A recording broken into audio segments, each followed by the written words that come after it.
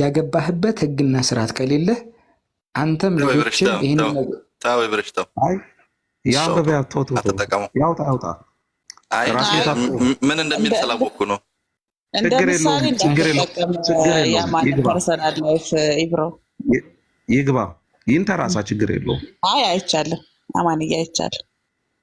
የተጻፈ ለነብ ነው እኮ ኢን ጀነራል አድርገው እንጂ የአማንን ፐርሰናል ላይፍ ለምሳሌ እንዳትጠቀም። እሺ ታዘዥ ምንም ታዘዛለሁ ችግር የለም እያልኩ ያለሁት ምንም ማድረግ አልችልም። እንዴት ነው አሁን ምን ነገር አሟልተህ ነው ያገባኸው ነው ማለት? አንተ ምን በቤተ ክርስቲያን ስርዓት ከሆነ ያገባኸው ያ የቤተ ክርስቲያን ስርዓት መጽሐፍ ቅዱስ ውስጥ አለ ወይ? ኢብሮ ምን ነክተዋል? ዲቃላ ወደ እግዚአብሔር ጉባኤ ግባ እስከ 10 ትውልድ አለ። 10 ትውልድ ማለት 10 ትውልድ ነው። ምን ያገናኘዋል ከኔ ጋራ? እቺን መፍታት አቅቶ ነው አንተ የዚህ ዘመን ተማርክ ሰው አይደል እንዴ? እስከ 10 ትውልድ የሚለውን አታውቅም? 10 ትውልድ ማለት ነው እኮ እስከ 10 ትውልድ ድረስ ነው። ይሄ 10ኛው ትውልድ ያለ 10ኛው ትውልድ ራሱ በጋብቻ ስላልወለደ ሌላ 10 ትውልድ ማለት ነው። ያም 10 ትውልድ በጋብቻ ስላልወለደ በህግ ስላልወለደ ሌላ 10 ትውልድ ማለት ነው። እሱ ያንተ ሳይንስ ነው። ምንም ከክፍሉ ጋር አይገናኝም። አንተ በሌላ መልኩ ነው ይሄ የሚያወራው። ከእስራኤል ውጪ ለሚያገቡ ሰዎች፣ ከእስራኤል ዘር ውጪ ሌላ ዘር ለሚያገቡ ሰዎች ነው። በቃ እስከ 10 ትውልድ ድረስ ቆዩ። ከዛስ በኋላ ለሚለው ነገር በቃ ይሄ እኮ ግልጽ እኮ ነው። እስከ 10 ይሄ ሊሚቴሽን አድርጓል እኮ። ዋት ዱ ዩ ዋንት አማናችን ሊሚቴሽን አድርጓል እኮ አማናችን። አቤት ዲቃላ ማለት እስራኤላዊ ያልሆነችን ሴት ማግባት ወይም እስራኤላዊ ሴት እስራኤላዊ ያልሆነን ወንድ ስታገባ ነው። እዚህ ጋር ዲቃላ ያለው ብለሃል አይደል? ኦኬ። አሁን ግን የኢብራሂም ጥያቄ ምን መሰለህ? ገብቶኛል። ግልጽ ላደርግልህ ስለፈለኩ ነው። የኢብራሂም ጥያቄ ምንድን ነው? ኢቭን አሁን አንተ ባልከው መሰረት ማለት ነው ሄዶ ይሄ ሰውዬ እስራኤላዊ ያልሆነችን ሴት ሲያገባ ከሆነ ዲቃላ የሚባለው ያችን እስራኤላውያኖች ያልሆነችን ሴት ራሱ እንዴት ነው የሚያገባት? መስፈርቱ ምንድን ነው? የሚጋቡት እንዴት ነው? that is a question። ክልክል እኮ ነው ወዳጄ። ይኸውልህ አሁን ቅድም ልሸለታለሁ። በዚህ ኮንሴፕት መሰረት እግዚአብሔር በዘፍጥረት ምዕራፍ 12 ላይ አብርሃምን ከዘርህ ከነገድህ ከአባትህ ቤት ተለይተህ ውጣ አለው። እግዚአብሔር አብርሃምን ያወጣበት ደግሞ ትልቁ ምክንያት በአብርሃም ዘር አማካኝነት ዓለምን ለመድረስ ወይም ደግሞ የአብርሃም ዘር የእግዚአብሔርን ሐሳብ ይሰብክ ዘንድ መረጠ። አንድ ሰው ዘሩ ተባዛ። ስለዚህ ያ ዘር ከሌላ ዘር ጋር እንዲቀላቀል አልፈለገም ነበር። በቃ ይሄ ነው። ያ ዘር እንደዛው ተቀመጠ ወይ ለሚለው ነገር ነው። በኢየሱስ ክርስቶስ አይሁድ የለ ክርስቲያን የለ፣ ሁሉ በክርስቶስ እኩል ነው።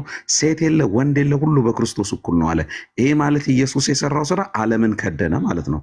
ስለዚህ እኔ የአብርሃም ዘር ያልሆንኩኝ ሰው በኢየሱስ በማመኔ የእግዚአብሔር መንግስት ወራሽ ሆንኩኝ ማለት ነው። ጋብቻ ጋር በተያያዘ ራስ መታት እኮ ቃል ገብቶልናል መልስልሃለሁ ብሎ ለአንተ ይመለስልሃል። የጋብቻ ህግና ስርዓት በባይብል የለም በለኝና ቁርጥን አውቀን ወደ አንተ ጥያቄ እንሂድ።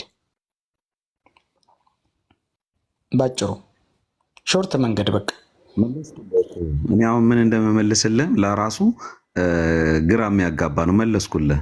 አንድ ሰው ክርስቲያን ከሆነ ማጋባት የፈለግከውን አንተ ለምሳሌ ክርስቲያን ከሆንክ አንድ ሴት ብቻ ትሆን የፈለግከውን ማግባት ትችላለህ፣ ተፈቅዶልሃል።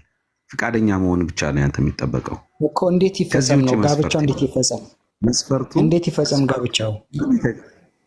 ጋብቻው በቤተ ክርስቲያን ይፈጸማል። እሱ አይጭነቅህ። አሁን ያንተ ጥያቄ የመጀመሪያው መስፈርት ነው ጥያቄ አይደለ? በቃ ቅድም አትለዋውጥ ጥያቄ አዳምጠኝ። አትለዋውጥ ጥያቄ አትለዋውጥ። አትቸገር። እኔ የመጀመሪያው መስፈርት ነው ጥያቄ ነገርኩህ። ክርስቲያን ብቻ የምነግርህ እኔ ለሪቨርስ የምመች ሰው አይደለሁም። ራሴን በደንብ አድርጌ አውቀዋለሁ። እኔ እያልኩ ያለሁት ችግር የለውም። ከባይብል ውስጥ የጋብቻ ህግና ስርዓት አውጣና አሳየኝ። ነገርኩ። ለምሳሌ በግልጽ ሁኔታ ማለት ነው። ካሁን በኋላ ደግመህ እንዳትጠይቀኝ። ለምን መሰለህ? 10 ጊዜ ስንመላለስ ሰውንም እናሰለቻለን። በአጭሩ አንድ ሰው ክርስቲያን ከሆነ እና ቅድም እሱ እንዳለ ወንድ ወይም ሴት ከሆኑ ተቃራኒ ጾታ ከሆኑ እስከ ተዋደዱ ድረስ መጋባት መብታቸው ነው። ከክርስቲያን ውጪ የሆነ አካል ግን ማግባት አትችልም። ለዛ ደግሞ የመጽሐፍ ቅዱስ ኤቪደንስ ከፈለክ እሰጥሃለሁ። በቃ መጋባት ይችላሉ አይችሉም አይደለም። የእኔ ጥያቄ ጋብቻው እንዴት ይፈጸም ነው። በወደቀው መንግስት አረብ እኔ አልበላሁም፣ አቅም የለኝም። ፕሊዝ እባካቸው በወደቀው መንግስት ገስጫችኋለሁ። አማን ኢብሮ የሚልህ ከመጽሐፍ ቅዱስ የጋብቻ ህግ ስጠኝ ነው። አንተ ሁለት ክርስቲያኖች ወንድና ሴት ከሆኑ ይጋባሉ። ኦፍኮርስ እሱን በታሪክም እንዲሁም እንደ ማህበረሰብም አይተናል እናውቃለን ነው። አሁን ይሄ ኢብራሂም የሚጠይቀው የሚክደው ነገር አይደለም። ኢብራሂም የሚፈልገው ግን ዋን ቱ ዋን ባይብል ላይ የጋብቻ ኤቪደንስ ነው። ይሄ በዚህ ህግ ይጋባሉ። አንድ ሁለት ክርስቲያኖች ሲጋቡ ክርስቲያንነት እምነታቸው ነው አይደለ? ግን የጋብቻ ስርዓት መጽሐፍ ቅዱሱ ያስቀመጠላቸው አለ ወይ? ሁለቱ ክርስቲያኖች የሚጋቡበት መስፈርት ገባህ አባባል። ለምሳሌ ማዘጋጃ ቤት ሄደህ እንደምትጋባው ምስክሮች አስቀምጣ ስትጋባ ባልና ሚስት ሆነሃል ተብሎ ይሰጥሃል። በቤተ ክርስቲያን አይደለም። መጽሐፍ ቅዱሱ ሁለቱ ክርስቲያን የሚጋቡበትን ህግ አስቀምጧል ወይ ነው ብሎ የሚጠይቅ። ክርስቲያንነታቸው አይደለም እሱ እየጠየቀ ያለው የሚጋቡበት ሁለቱ ክርስቲያኖች የሚጋቡበት ህግ አለ ወይ? በዚህ መሰረት ይጋቡ እነዚህ ክርስቲያኖች ተብሎ የተቀመጠ ህግ አለ ወይ ነው የሚለው። መስፈርት አይደለ የፈለገው የሚጋቡበት መስፈርት ህግ። ለምሳሌ አሁን አንድ ሰው ለመጋባት በሚፈልግበት ጊዜ የሚያገባትን ሴት እና የሚያገባውን ወንድ የሚጋቡት ሰዎች ማለት ነው በክርስቲያን ውስጥ ያለው ቤተክርስቲያን የምትለካበት የመጽሐፍ ቅዱስ ህግ አላት። ያንን ህግ ነው የፈለገው። የምትለካበትን የመጽሐፍ ቅዱስ ህግ ከፈለገ አሁን ለምሳሌ ቀደም ባል ሚስቱን አይፍታ የሚል አለ ባይብል ላይ አይደለ? እሱ ደግሞ ክርስቶስ ቤተክርስቲያን እንደወደደ ባል ሚስቱን ይውደዳት ይላል። አሁን ይሄ አንድ ባል ሚስቱን በምን ያህል ሌቭል መውደድ እንዳለበት የሚያሳይ ነው። እንደ ራሱ ይውደዳት ይላል። በጣም የሚያስገርመኝ ቃል ነው። በዚህ አጋጣሚ ሌላ ቀን እናወራበታለን። ይደንቀኛል። በጣም ከሚያስገርመኝ ቃል አንዱ ይሄ ነው። ባል ሚስቱን እንደ ራሱ ስጋ ይውደዳት ነው የሚለው። አሁን ይሄ እንዴት መውደድ እንዳለበት እያስተማረው ነው አይደለ? ክርስቶስ ቤተክርስቲያን እንደወደደ ባል ሚስቱን ይውደድ፣ ሚስት ለባሏ ትታዘዝ እያለ ያስተምራቸዋል። ሁለቱ ባልና ሚስቶች ምን ማድረግ እንዳለባቸው።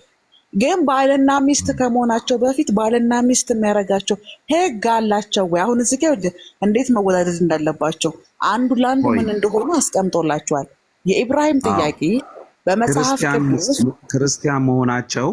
ክርስቲያን መሆናቸው እንደ ህግ እንደ አንድ መስፈርት ከቀረበ አይበቃም ወይ? ያንን ማስረጃ ከሰጠሁት አይበቃም ወይ? እሱ በደግነት ነዋ። አሁን ኢብራሂም ደግሞ የፈለገው ህግ ነው የሚፈልገው። አሁን ልክ እኔ እንደነገርኩ ባለ ሚስቱን ባል እንዴት መውደድ እንዳለባት እንደተቀመጠው ሁለቱ ክርስቲያን ባልና ሚስቶች በዚህ መሰረት ይጋቡ የሚል መስፈርት ህግ አለው ወይ ነው። አሁን አንተ ያልከውም እኮ ያስኬዳል አማን፣ ግን በደግነት ከተቀበሉ ነው። ለምሳሌ አንድ ሰው እኔ በአጭሩ ልንገርሽ፣ አሁን ለምሳሌ እኔ ፓስተር ነኝ። በአጭሩ ቤተክርስቲያን አንድ ሰው ሊጋባ በሚመጣበት ጊዜ የመጀመሪያ ህግ የሚሆነው ነገር እነዚህ ሰዎች ክርስቲያን ናቸው ወይ? ከክርስትና ውጭ ያለ ሰው ማግባት አይቻልም። ለዚህ መረጃ አለን፣ እሱ ሰጠዋለሁ። አማን አውቀህ ነው እንዴ? ባላ አውቀህ ነው ምድር ሁለቱ ክርስቲያኖች አለ ወይ? እምነታቸው አንድ የጋብቻ መስፈርት ነው። ዋና የጋብቻ መስፈርት ነው። ክርስቲያን ከሆነ ይኸው ኢብሮ በደንብ አዳምጠኝ። ክርስቲያን ከሆነ የፈለገውን ማግባት ይችላል። በቃ በምን መሰረት ያግባል? አማን አሁን እኮ ረጅም ወይ ነገቴ አንዴ ይኸውልህ ስማ አማን አሁን ደግሜ ልንገርህ ለመጨረሻ ጊዜ ይኸውልህ የጋብቻ መስፈርት አለ። የጋብቻ አይነቱ አሁን አንተ የሚጋቡት አካል ማንነት ነው የሚገለጽ። የሚጋቡት አካሎች ሁለት ክርስቲያን ናቸው። ኦፍኮርስ አውቀናል። ማን የሚጋባው ስለ ሁለቱ ክርስቲያኖች፣ ይሄ መልስ ነው። ኢብራሂም ህግ ነው የሚፈልገው በመጽሐፍ ቅዱስ። እነዛ ሁለት ክርስቲያኖች ሲጋቡ የሚጋቡበት ህግ ማዘጋጃ ቤታውን ህግ አለው። ሁለት አይነት ጋብቻ አለ። በሀገር ሽማግሌ ትጋባለህ፣ በካልቸር በባህል ከዛ ደግሞ በህገ መንግስቱ መሰረት ማዘጋጃ ቤት ሄደህ ትጋባለህ። መታወቂያ አምጣ፣ ምስክሮች አምጣ ብለው አስፈርመው ከዛሬ ጀምሮ ባልና ሚስት ሆነሃል ብለው የጋብቻ ሰርተፍኬት ፎቶውን አድርገው ይሰጡሃል። ባልና ሚስት ሆናለህ። ያ ህጉ ነው፣ መስፈርቱ ነው። መጽሐፍ ቅዱስ ለሚጋቡ ባልና ሚስቶች በዚህ መሰረት ተጋቡ ብሎ ያስቀምጣላቸው ህግ አለ ወይ ነው ህግ። አንተ አሁን ሁለት ክርስቲያኑ የሚለው የተጋቢዎች አንቺ ፓስተር ነሽ፣ ህግ አለሽ ሰውን የምታጋቢበት። አንድ ወንድና አንድ ሴት ሊጋቡ መጡ፣ መጋባት ፈለጉ። መጋባት እንፈልጋለን ብለው ደብዳቤ ያስገቡ አንቺ ጋር ቢሮሽ ማለት ነው። ያን ደብዳቤ ገለጥሽና አነበብሽ። ኢሚዲየትሊ የምትሄጂው ወደ ቤተክርስቲያን ህግ ነው። የቤተክርስቲያን ህግ የመጀመሪያውና ትልቁ ተጽፎ የሚገኘው ህግ ምንድነው? ወንድና ሴት መሆናቸውና ክርስቲያን መሆናቸው እንደ አንድ መስፈርት ነው የሚታየው ማለት ነው። መጽሐፍ ቅዱስ ላይ አማነጌ እንደቦደቀው መጽሐፍ ቅዱስ ነው። ቤተክርስቲያን መጽሐፍ ቅዱስ ነው የሚመራው። ሲጀመር ተቃራኒ ጾታ እኔ ምን እንድልላችሁ እንደፈለጋችሁ ራሱ አለ ወይስ የለም? እኔ አሁንም ደግሜ ልንገርህ። አሁን እኮ ስጠን ከመጽሐፍ ቅዱስ አንድ ወንድና አንድ ሴት። አሁን እኮ አንተ የምታወራው ስለ ጾታ ነው። እኛ በነገር ላይ ስለ ተመሳሳይ ጾታ ጋብቻ አይደለም እየጠየቅን ያለነው። ባልና ሚስት እኮ አለ ነው። በቃ ባልና ሚስት፣ አንድ ሴት ጾታ ያለው አንድ ወንድ ጾታ ያለው ጾታ ለጾታ እያልኩ ከፍላለሁ ካስፈለገ። ከዚህ ክርስቲያን አሁን አንቺ ጋር ሲመጣ የምታደርጊው የቤተ ክርስቲያንን ህግ ስትገልጪው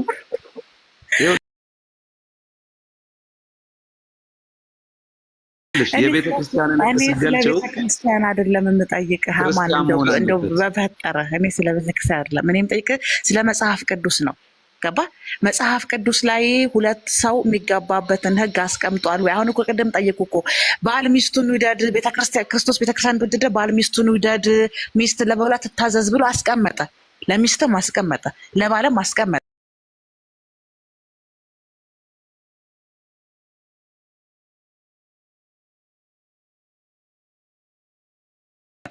እኔ እነዚህ ባልና ሚስቶች ደግሞ በተመሳሳይ መልኩ ሲጋቡ ያስቀመጠላቸው መስፈርት አለ ወይ? በዚህ መሰረት ተጋቡ ብሎ መጽሐፍ ቅዱስ ላይ ቤተክርስቲያናቷ በምን መስፈርት ታጋባለች? አይደለም እሱማ በካቶሊክን ብትሄድ በኦርቶዶክስ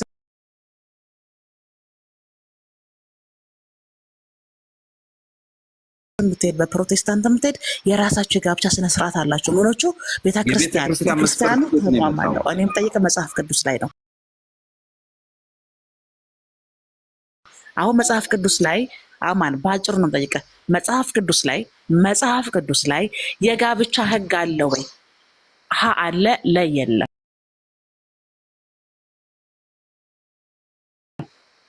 ቤተክርስቲያን አይደለም መጽሐፍ ቅዱስ አሙካ ቤተክርስቲያን አላልኩ። መጽሐፍ ቅዱስ ላይ የጋብቻ ህግ አላችሁ ወይ? አለን። እሺ ስጠኝ።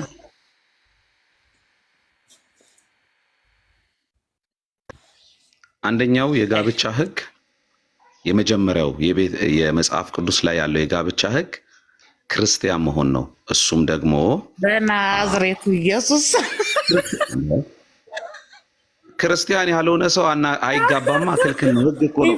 የቤተ ክርስቲያን ህግ የሚወጣው እኮ ከመጽሐፍ ቅዱስ ክሊር ላደርግለት ትፈቅዱልኛላችሁ? ክሊር ላደርግለት። አማን ፓስተር ነኝ ብለሃል አይደል? በቃ ምን እሺ፣ ችግር የለውም። በቃ ይኸውልህ አዳምጠኝ ኢብሮ። አማናችን ክሊር ላድርግልህ። ፓስተር ነኝ ብለሃል አይደል? እኔ አሁን ላውራ አንዴ እኔ ላውራ። ቤተክርስቲያን ከመጽሐፍ ቅዱስ ውጭ የሆነ ህግ የላትም። የመጽሐፍ ቅዱስ ጥቅስ ከሆነ እሰጥሃለሁ። አሁን ከዚህ በላይ አልመልስም። ብዙም ሰዓት መፍጠር ኢንተርፊር አታርጊኝ። ቆይ አንዴ አንተ ስላልፈለግህ አይሆንማ። አንተ ለዚህ ልትወክለን አትችልም። የቤተ ክርስቲያን ህጉ የወጣው ከመጽሐፍ ቅዱስ ውስጥ ነው። ቤተ ክርስቲያን ከመጽሐፍ ቅዱስ ጥቅስ ውጭ አትመራም። አንፈልግም። ሰላም ብያቸው ሁላችሁም ሰላም ብያለሁ። እናንተ የምጠይቁት ጃስ ብያለሁ። ራሱ ታታለ በመካከል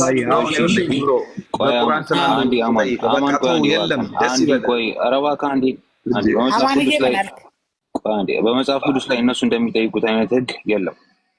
ሲምፕል እንደዚህ አድርጋ መለሱ። እናመሰግናለን። ያዲኮ መኃልየ ዘሰሎሞን ላይ ያለችው አይነት እየጠየቁሽ ያለውን ህግ አልተገባም። አራለች ሚስት ወረድ አለልም ከሱ የበለጠሽ የሰጠኝ እና ተውኝ አበጠጠኝ።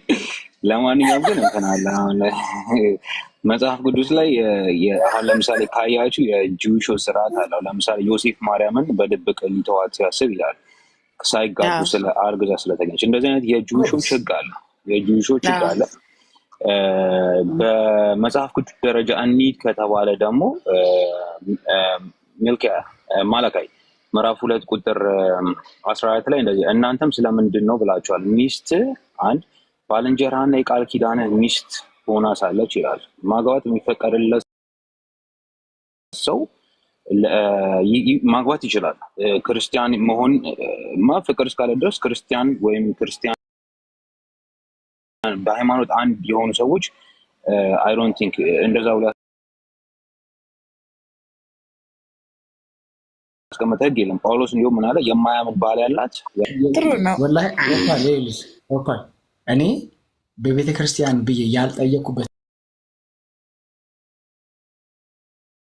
ምክንያት አንደኛ ብዙ አይነት ክርስቲያን አለ። የናያዲ ቤተክርስቲያን ነው ለነሱ፣ የናማን ቤተክርስቲያን ነው ለነሱ። ፕሮቴስታንቶች ወይም ደግሞ ሌሎችም ካቶሊክም ጆቫ ምናምን ለነሱ ቤተክርስቲያን ነው። ገብቶሻላ? ቤተክርስቲያን ነው። በየትኛው ቤተክርስቲያን ብዬ ብል አማን በሱ በእኛ ቤተክርስቲያን ህግ ያለው ስርዓት ነው ትክክል ብሎ ካለ የኦርቶዶክስ መጽሐፍ ቅዱስ ተሰጣለው ብያለሁ። አንተ ሰው እየረጠው እንደዚህ ማለት ነው ዝሙት ሊሆን ነው ወይም ደግሞ ትክክል አይደለም። ቢያንስ አላህን ፍራ የምታመልከው እንዴ?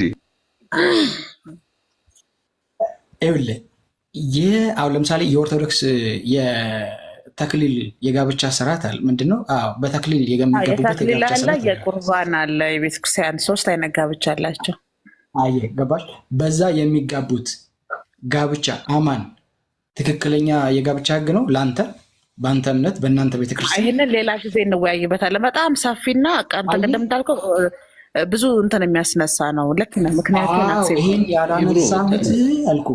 ይህን ያላነሳሁት ሁለቱ በድንግልና ለማለት ስለተፈለገ ኢትዮጵያ ራሱ ቻይና የኢትዮጵያ ድንግልና ራሱ ቻይና ወስዶታል። አሁን መቼስ ቴስት እንደ ድሪንክ ቴስት ካልተደረገ አለ ወይ የለም ወይ ራሱን የቻለ አነጋጋሪ ነገር ነው። ለካሲ ክፍል ፒጂ 18 ይመቻች ወርጃለች። ያዲኮ ቆይ ተቀመጥ እንደ ያዲኮ ቆየ ያዲኮ ራስ መቀጠል ትችላለህ። እኔ ባይብል ላይ የጋብቻ ህግ እንደሌለ ባለፈው ማረጋግጠናል፣ አሁንም ማረጋግጠናል። ቀረ የሚል አለ የሚል ቨርሰን ካለ አሁንም እንዲያሳየን ቼክ እናደርጋለን። ኤንዲንጉ ግን የለም ነው። አመሰግናለሁ። አሁን እንግዲህ ከልጆች ወንዱን ሁሉ አሁን እንግዲህ ከልጆቹ ወንዱን ሁሉ ግደሉ፣ ወንድንም በመኝታ የሚያውቁትን ሴቶች ሁሉ ግደሉ፣ ወንድን የማያውቁትን ሴቶች ልጆችን ሁሉ ግን ለራሳችሁ አድኗቸው ይላል። ኦኬ ታንኪ። አሁን እዚህ አማርኛው ነው እንግዲህ አማርኛው መጽሐፍ ቅዱስ ነው እያነበብን ያለ ነው። አማርኛው መጽሐፍ ቅዱስ ምን ይላል? ወንድ የማያውቁትን ሴቶች ልጆችን ሁሉ ግን ለራሳቸው አድኗቸው ይላል። ምን ማለቱ ነው? ሴቶች ልጆችን ሲል ምን ማለቱ ነው? ግልጽ አይደለም። ሴቶች ልጆች ሲል ምን አይነት ሴት ናት? ትልቅ ሴት ናት? ህፃን ልጅ ናት? ምንም ግልጽ የሆነ ነገር የለም። ኦኬ ይሄንን ለመረዳት እዚህ ጋር የተጠቀሰችው ሴት ልጅ የተባለችው ማን ናት? ሴቶች ልጆችን ለራሳችሁ አድኗቸው ነው የሚለው። ልብ በሉ፣ ለራሳችሁ አድኗቸው ነው የሚለው። ማን ናቸው እነዚህ ሴት ልጆች የተባሉት ማን ናቸው የሚለው ለማግኘት እንግዲህ ምንድነው የምናደርገው? እንግሊዝኛው ላይ እንገባለን ማለት ነው። ምን ይላል ተመልከቱት። but all ቀደም ሴቶች ልጆች የተባሉት ማለት ነው ምን ይለዋል? but all the women children ይታያል ይታያል። ውዴ women children ይላል። children ህፃናት ሴቶች ናቸው። ለራሳችሁ አድኗቸው የተባሉት ማን ናቸው? ህፃናት ሴቶች። ያ but all the women children ጨምሬ ያሳያለሁ። ይሄ በእንግሊዝኛው ነው። አሁን ደግሞ በአረብኛው ላሳያችሁ። ይሄው ስፍር العدد 31:18 ይላል ተመልከቱት جميع الاطفال اطفال ማለት ህፃናት ማለት ነው ያ جميع الاطفال من النساء ከሴቶችም ህፃናቱን ያ اللواتي لم يعرفن مضاجعة ذكر ابقوهن لكم حيات ይላል አትግደሏቸው በህይወት አትርፏቸው ይላል ለራሳችሁ እነማንን አጥፋል من النساء አጥፋሎችን ህፃናት ሴቶችን ማለት ህፃናት ሴቶችን ለምንድን ነው የሚያተርፏቸው ብለን ስንል ደግሞ አሁንም ባይብል ሀብ ላይ እንሄድና ምን ሊያደርጉ ነው የሚያተርፏቸው ስንል ኮመንተሪ እናያለን ማለት ነው ይሄው 31:18 ጥቅሱ ይኸውና ኦኬ ሲተረጎሙ ምን ይላል ኪፕ አላይቭ ይታያል ብዬ አስባለሁ ኪፕ አላይቭ ፎር ዩርሰልፍ አለ ምን ማለቱ ነው አለ ለራሳችሁ አትርፏቸው ሲል ምን ማለቱ ነው አለ either to sell them as slaves to others እንደ ባሪያ ለሌሎች ለመሸጥ ወይም ደግሞ አለ or to use them as servants to yourself እንደ ቤት አገልጋይ አድርጎ ለመጠቀም or to marry them ይሄው ሜሪ ዘም አዎ ለማግባት ለራስህ የምታተርፋቸው እነዚህን ሴት ህፃናቶች ለምንድን ነው አለ ሲጀምር እዚህ ጋር ምን አለ either to sell them አለ ለመሸጥ as slaves to others እንደ ባሪያ ለመሸጥ ትችላለህ እነዚህ ከጦርነት የማረካቸውን ያል ማለት ነው በነገራችን ላይ ወንድ የሚያውቁትን ሁሉ ግደሉ ነው ያለው ወንድ የሚያውቁትን ሴቶች አለ ግደሏቸው አለ ነገር ግን ወንድ የማያውቁትን ህፃናቱን ሴቶችን ለራሳችሁ አትርፏቸው አለ አንብበዋል ቀደም ዘኍልቍ 31:18 ማለት ነው ኦኬ ይሄው ቁጥሩ 31:18 ኦኬ እነዚህ ሴት ህፃናት ለምን እንደምታስቀራቸው አለ እንደ ባሪያ ለሌላ ሰው ለመሸጥ አለ ይሄው to sell them to the others አለ or to use them as servants to yourself ወይም ደግሞ ለራስህ አገልጋይ አድርገህ ልትጠቀምባቸው or to marry them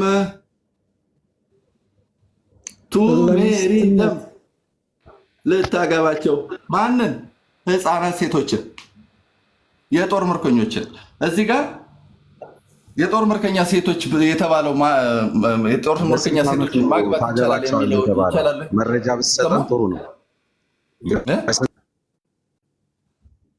ኦኬ በስንት ዓመት ነው አግባችሁ የተባለው መረጃውን አየህ ጠለቅ አድርገህ ስጥ እንትን አታርገው ወዳጅ እንጂ ምንም ካደጉ በኋላ ማግባት ይቻላል በስንት ዓመት ነው እንዲያገቡ የተደረገው መረጃውን ገለጥ ብታረገው ጥሩ ነበር በስንት ዓመት ስትል እድሜያቸው ከስንት ዓመት በኋላ እድሜ ያልተገለጸ ነው ጋር የተገለጸው እድሜ ሴት ህፃናት ይኸውልህ ህፃን ማለት ስንት ዓመት ነው በነገራችን ላይ እሱ ብቻ አይደለም ግን ወንድ ያላወቁትን አንዴ ወንድ ያላወቁትን እንዴት ነው የሚለዩት ድንግልና ድንግል ያልሆነችን ሴት እንዴት በምን እንደሚለዩት እሱን ንገረን ባይሆን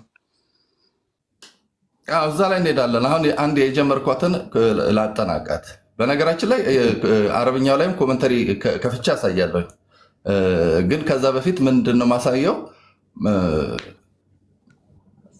የጦር ምርኮኛ ሴቶችን ማግባት ይቻላል የተባለው የቱ ጋር ነው ከተባለ አሁን እዚህ ጋር ማግባት ትችላለህ የተባለው ማለት ነው ይኸው እዚህ ጋር ስትመጡ ምን ይላል እድሜያቸውን ብትጠቅስ ቆንጆ ነው ሌላ ምንም አልልም እኔ እወጣለሁ አስፈላጊ ከሆነ ግን እድሜያቸውን ጥቀስ ችግር የለም ልጨርስና አንተ እድሜያቸው የተጠቀሰበት ቦታ ካለ ታሳየናለህ እኔ ያነበብኩት ምን የሚል ነው ሴት ህፃናት የሚል አንብቤያለሁ እነዚህ ሴት ህፃናት የተባሉት ስንት ዓመታቸው ነው የሚለውን አንተ ታሳየናለህ ለማንኛውም ልጨርስ የጀመርኩት ቁጥር 11 ላይ ምን ይላል ዘዳግም 21 መሰለኝ 21 ዘዳግም 21:11 ላይ ምን ይላል በተማረኩት መካከል አለ የተዋበች ሴት ብታይ ብትመኛትም ሚስትም ልታደርጋት ብትወድ ወደ ቤትህ ታመጣታለህ ይላል እቺ የጦር ምርኮኛ ማለት ነው እቺ የጦር ምርኮኛ ማናት ሴት ህፃን የተባለችው ማለት ነው ህፃን ሴት የተባለችው ማለት ነው ስትማረክ የማረካት ሰው ከወደዳት ሚስት ሊያደርጋት ይችላል ማናት ህፃን ሴት አማን እድሜዋ ተጽፏል ብሏል እድሜዋን ያሳየናል እቺ ህፃን ሴት የተባለችው እድሜዋ ተጽፏል ብሏል ችግር ምን መሰለህ ሌላውን ክፍል ከሌላው ጋራ በማጣቀስ የምትፈቱት መንገድ ነው ያን ነው እዛው ክፍል ላይ ያለውን አውድ በዛው ክፍል ፍታውን ጥሩ እየፈታህ ነበረ ከዛ ውጪ ደግሞ እዛኛው ጋር አንዱን ከአንዱ ያገናኘው የቱ ጋር ነው? አሁን ልትገደል የተፈለገችዋ ሴት እድሜዋ የደረሰ ሴት ሚስት ማድረግ የሚፈልግ አንድ ሰው ካለ በህጋዊ መልኩ ሚስት ማድረግ ይችላል። እሱን እኔ መረጃ ሰጥሃለሁ። ጨርስና ስለ ትልቅ ሴት ነው የሚያወራው እንጂ ህፃን ሴት አይደለም። ህፃን ሴት ካልክ ደግሞ ህፃን ሴት የሚለውን ለጋብቻ ህፃን ሴት ቀጥታ አብሯት ወደ ቤቱ ያግባት ያለውን ክፍል አውጣና አሳይ። እንደዛ ከሆነ እኔ እስከታለሁ እድሜው አማናችን አሳየውኝ እኮ ህፃን ሴት የሚለው በጣም ጥሩ ፍቺ ነው የፈታው እኮ ልክ ነህ። ከተማረኩት ችግር የለውም ገብተው ላስረዳ። ከተማረኩት ምርኮኞች ውስጥ ለቤት ሰራተኛ ብትፈልግ ወይ ለማድረግ ባሪያ ለማድረግ ብትፈልግ ወይም ይሄ ቤት ውስጥ ስራ ማለት ነው ብትፈልግ ከልጆቹ መካከል ውሰር ነው። ከዛስ በኋላ አሁን እዚህ ጋር ከተቆረጠ በኋላ ሚስትም ለማድረግ ብትፈልግ የእድሜዋ እስኪደርስ ድረስ መጠበቅ ይኖርብሃል እኮ። ማስረጃ ስጠና። ለዛ እንደዛ ነው የሚባለው። እንደዛ ነው የሚባለው። እኔ እሱ ማስረጃ እሰጥሃለሁ። እሱም ማስረጃ አንድ እስራኤላዊ በስንት ዓመት እድሜ ላይ ጋብቻ እንደሚፈቀድ እሱን ከመጽሐፍ ቅዱስ እሰጥሃለሁ። አሁን ችግር የለውም። ቀጥል አንተ። አሁን አይ አቋርጠኸኝ አይደል የገባኸው? አሳየን። በአንድ ሞባይል ወደዛ እየሄድኩልህ እኮ ነው። እስከዛ አውራኔ አውጥቼ እሰጥሃለሁ።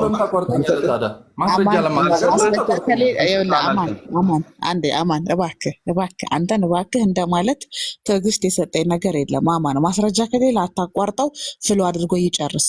ማስረጃ ካለህ ደግሞ መግባት ትችላለህ። ፕሊስ ድጋሚ እንዳታቋረጠው፣ ራስህ መቀጠል ትችላለህ። ኦኬ፣ አንዱን ጥቅስ ከአንዱ አጋጭተህ ነው ያለው። እኔ አይደለሁም ያጋጨሁት፣ ራሱ ኮመንተሪ ነው የሚያጋጨው። ይኸው አሞንግ ዘ ሊትል ዋንስ የሚለው ምን አለ? ይኸው የቱ ጋር ያገናኘዋል? ይኸው ዴውትሮኖሚ 20:14 ላይ ያገናኘዋል። እኔ አይደለሁም ያገናኘሁት። ኦኬ፣ ትርጉም የሰጠው ደግሞ ይኸው 31:18 ማግባት ይቻላል ያለው ራሱ ነው፣ ኮመንተሪው ነው። ይኸው either to sell them as slaves to the others or to use them as servants to yourself or to marry them. ይኸው ቱ ሜሪ ደም እኔ አይደለሁም ያልኩት። አሁን እዚህ ጋር ሊትል ገርል የተባለችው እዚህ ራሱ እኮ ሲያስቀምጠው ምንድን ነው የሚለው? ውመን ችልድረን ነው የሚለው። ተመልከቱት፣ ውመን ችልድረን ነው የሚለው ራሱ እዚህ ጋር ማለት ነው። ኦኬ፣ ውመን ችልድረን፣ እቺ ህፃን ሴት የተባለችው እድሜዋ ተገልጿል ካለ ያሳየናል ማለት ነው። ኦኬ፣ በታተነብኝ። ለማንኛውም ምንም የሚበተን ነገር የለም። ምንድነው አንደኛ እሱ ያመነውም ነገር እኮ አለ። ራስዬ ምን አለ? ህፃን ሴት ብሏል። ገብተዋል? ህፃን ሴት ብሏል። አለቀ። ምንም እንትን የሚባል ነገር ራስ አንዴ ጨርስ። አማን በቃ አቁም። አማን ነው ወይ ኢንተራፕት እንዳታረገው። ጨርሻለሁ ሲል ነው ራስ ሚዩት ነው የምታነሳው። ራስ ጨርስ። ወደ እንግሊዝኛ ትራንስሌት አድርገው። ቆይ የግብፅ ኦርቶዶክስ ቤተክርስቲያን ኦፊሻል ፔጅ ነው የከፈትኩት። እሱ ደግሞ ምን ብሎ ያስቀምጠዋል? ይኸው ቁጥሩን አሳያቸዋለሁ። ምዕራፍ 18 ይኸውና፣ ቁጥር 18 ይኸው።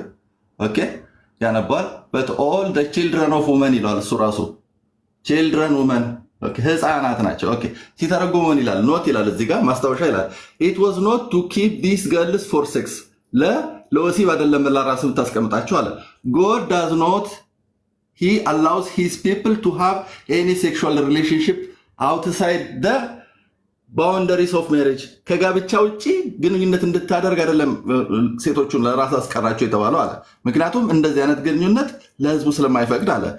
ቀጠለ ምን አለ? and if he likes the girl፣ ተመልከቱ፣ and if he likes the girl he should marry her። ይኸው he should marry her or he marries her to his son፣ ለራሱ ወይም ለወንድ ልጁ ያጋባታል። ይሄ የቱ ጋር የተጻፈው ሲባል ያው ዴውትሮኖሚ 21 ቅድም ያነበብኩላችሁ ማለት ነው።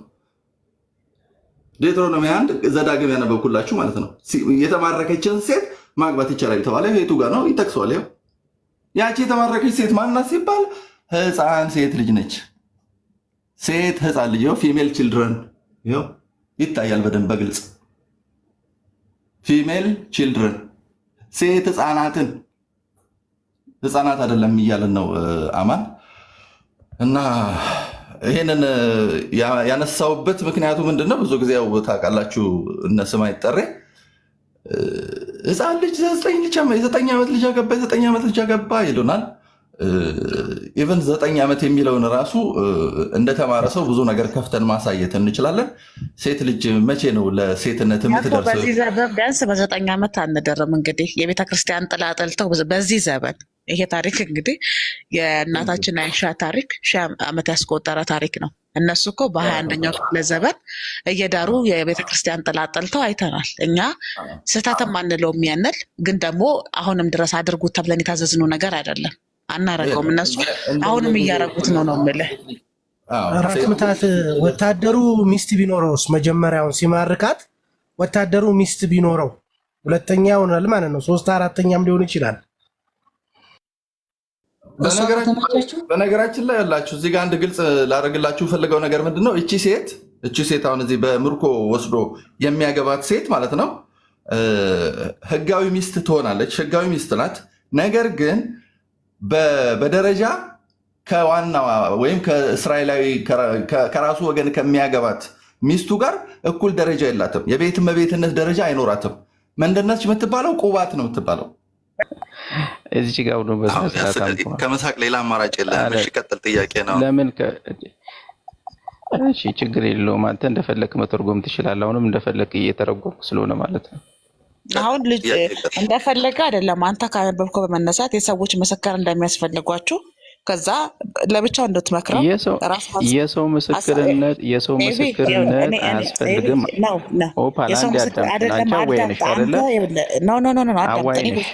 አወያይ ነኝ፣ ግን እኔ ቤት መዘባረቅ አይቻልም። ቅድም እድሉን ሰጥቼሃለሁ። እድልህን አቃጥለህ የወጣው አቃጥለህ ነው። ካዚኖ ነው። አሁንም እኔ ከፈለግኩኝ አውርድሃለሁ። አሁን መጀመሪያ ትታሻለህ እንደ ቁንዶ በርበሬ። ቅድም ምንድን ነው ያልከው?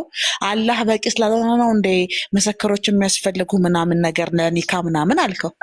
እንደዛ እኮ ያለው አላህ የሰው ምስክር ይፈልጋል ብቻውን ቢቃል ምናምን ነገር ብሎ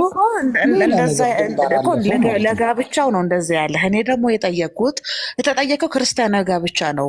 ለጋብቻ ህግ አላቸው ስትባል እግዚአብሔር በቂ ነው ብለህ ሳትመልስ አላህን እንደ ማነጻጸር ለምን አስገባኸው ብሎ ጠየቅኩት። አሁን ከዛ ራስ ምታት አሁን ደግሞ የጸቡን አመጣለህ። ከወንድምህ ጋር ብትጣላ ምከረው፣ እምቢ ብልህ በሽማግሌዎች፣ ከዛ በቤተክርስቲያን ይላል። ቤተክርስቲያን የማይቀበል ከሆነ ደግሞ ተወግዞ እንዲባረርም ራሱ ይናገራል። ይሄ ሁሉ ፕሮሰስ እግዚአብሔር ምስክር መሆን ስለማይችል ነው ወይ ብሎ ነው ራስ ምታት የጠየቀ። የሰው ምስክር ያስፈለገው። እሺ አንድ ነገር ልጠይቅሽ። ይኸውልሽ ኦፓል የጠየቀኝ እሱ መልስልን። ራስ ምታት የጠየቀኝ መልስ መጀመሪያ የሰው ስርዓት አያስፈልግም፣ የሰው ምስክርነት አያስፈልግም አላልኩም። ኢብራሂም ምንድን ነው ያለው? እንደ መዘጋጃት ትሄዳለህ። ራስ ምታት ለመፍታት ሲሞክር መዘጋጃት ትሄዳለህ፣ 3 ምስክር ታመጣለህ። ከዛ በኋላ ያለው የጋብቻ ህግ ይቀጥላል አለ።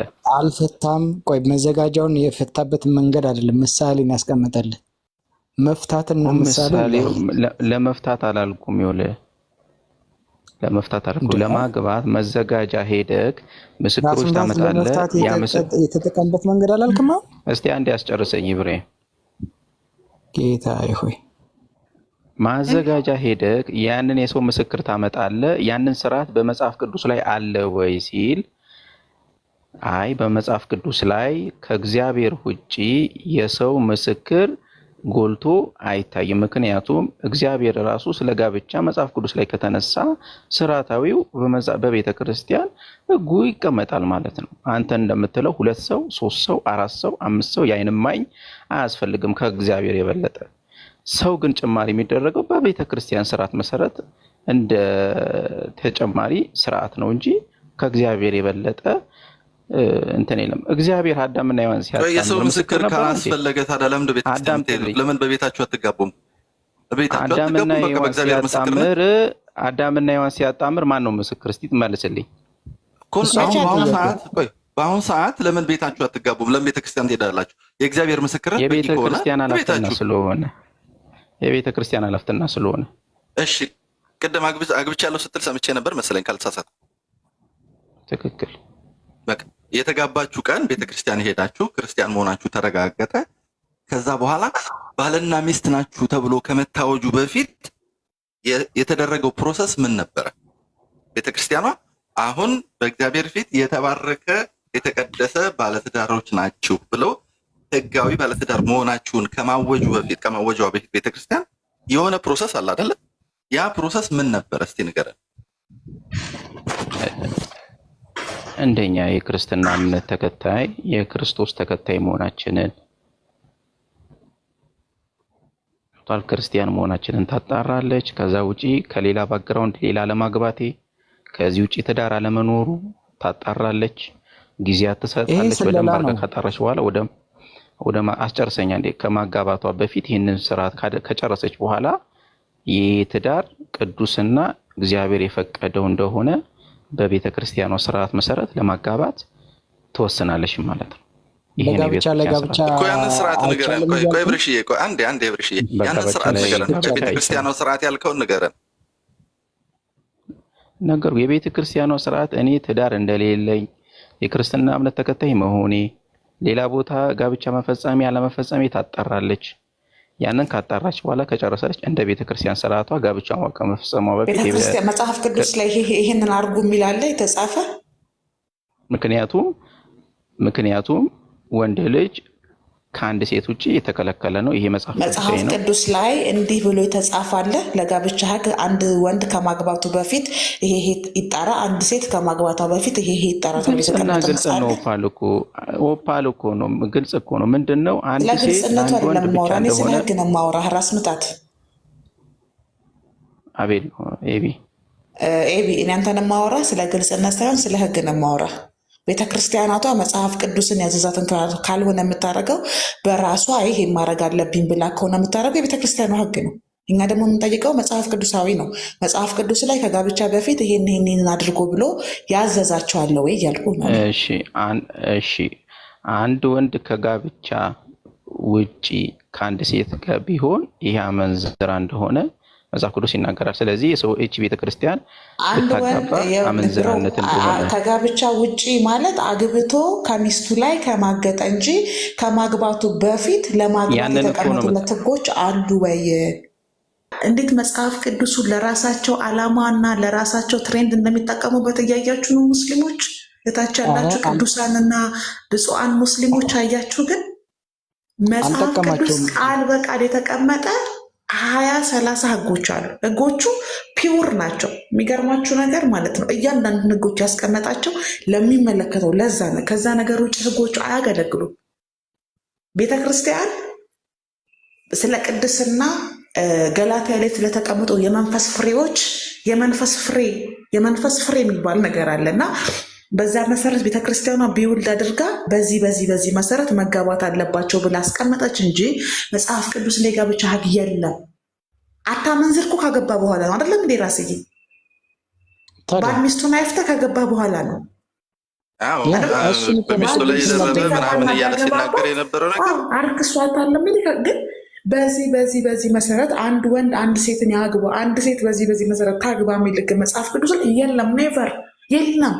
ስለዚህ ሙስሊሞች ከዚህ የምትማሩት ነገር መጽሐፍ ቅዱስን እንደ ፖለቲካ በተለይ ልንገራችሁ፣ ከማቴዎስ ማርቆስ፣ ከማርቆስ ሉቃስ፣ ከሉቃስ ዮሐንስ፣ ከዮሐንስ ኢሳያስ ጡል እያሉ የሚሄዱት ከዚህ ለማምለጥ ነው። ልክ እንደዚህ ሲያዙ ግን መፈናፈኛ የላቸው።